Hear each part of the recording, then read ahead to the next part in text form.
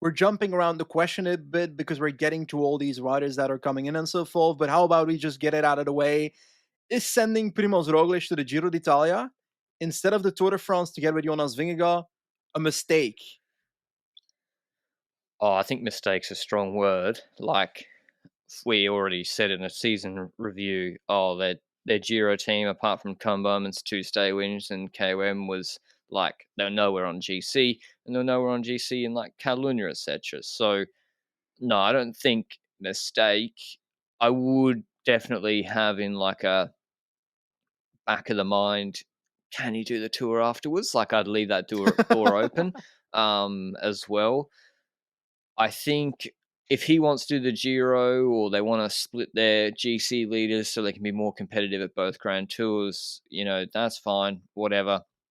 Um, I did say, again, groundbreaking analysis, to win the Tour de France, the first thing you got to do is start the race. And if that's Roglic's big goal, like, who knows what can happen in a race? Yeah, Like, he's only had he has had 3 years of disappointment at the tour, but so I can understand like mentally wanting to change it up. But 2 years he's crashed out. He's literally completed the tour once, like in the last 3 years in 2020. But as always, this show is brought to you by Zwift, the Zwift hub in particular, available in North America, the UK, and Europe. The best value for money trainer on the market. Zwift has you covered in January, so it's one of the best times to jump in on Zwift, and yeah, it makes you definitely keep on top of them. So go check out Zwift Hub through the link down below, and maybe hop on Zwift. I don't know. Who knows what could happen? Maybe in the Tour de France next year, Pog and UAE decide, okay, we made the mistake of following Roglic on Galibier Telegraph. We don't follow Roglic, but it's a completely different scenario, and that's a mistake. You got training up the road or whoever, whatever. Like I think all Jonas crashes, all Roglic is stronger.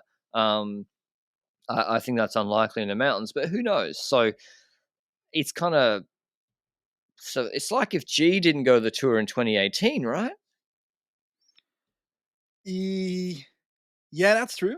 I would rate it as Geraint Thomas not going to the tour in 2018. I agree there, but also I would think it leans more to a mistake at the moment. And the reason that I would use the word mistake is that it reminds me of last year where Almeida was sent to the Giro for UAE. Almeida's not the same as Roglic, let that be clear, eh? But it feels somewhat the same as Almeida not going to the Tour de France last year because Pogacar's team didn't necessarily need him by the side of Pogacar in that Tour de France, or because Almeida had other contractual reasons for going to a Grand Tour as leader. That's also a potential aspect. When it comes to Roglic, there is the aspect of who is deciding this. Is it because Roglic wants to do a different Grand Tour or wants to do a Grand Tour with full leadership, with a full team behind him? That's a possibility. Or is it because the team wants to try and win more than one Grand Tour in a year, which is the opposite of what I said their 2022 season ended up as? That was a one Grand Tour focus based on the results. And to be honest, if you saw the team that they sent to the Giro, it was going to be a one Grand Tour focus unless the Vuelta ended up with Roglic delivering something there. Now, in 2023, having Roglic towards the Giro and Vingegaard towards the Tour reduces their chances of winning the Tour de France, in my opinion.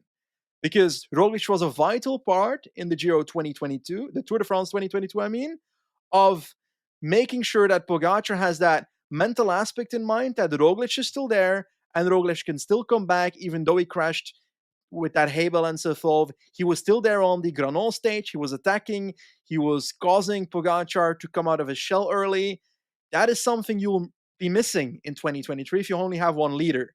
So that's one thing I would keep in mind. The opposite side effect is that they could ask the question of, oh, we did the strategy in 2022 with two leaders. Would it work again if we do it in 2023 against Pogacar? Who knows? I think you still have more chance to win if you have Roglic next to Vingegaard than not having him next to Vingegaard. And especially because Calvin One is also not going to the Tour on paper. If he is going to the Tour, you've got a stronger climbing base as well next to Vingegaard, because I agree that their climbing team is now looking somewhat weak, although I would consider Wout van Aert, not just Rouleur, also Mountain Domestique based on his performances in 2022, for example. But all I've said so far comes down to the fact that I think that in 2024, Ayuso comes by the side of Pogacar, and it's going to be even harder for Roglic to still win the Tour de France.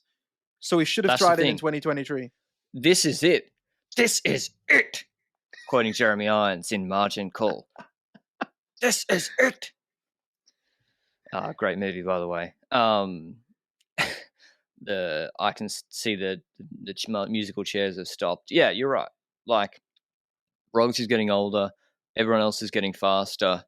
This Tour de France route suits him, I think. Really suits him. It's got downhill finishes where he can no risk, no glory.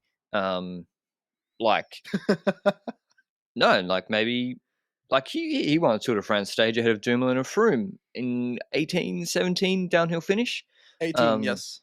Like, he crashes a lot, but he's also, when he wants to be on his own, fast as fuck downhill and aerodynamic. And I think what you said is right about the biggest issue I have with this is Kelderman.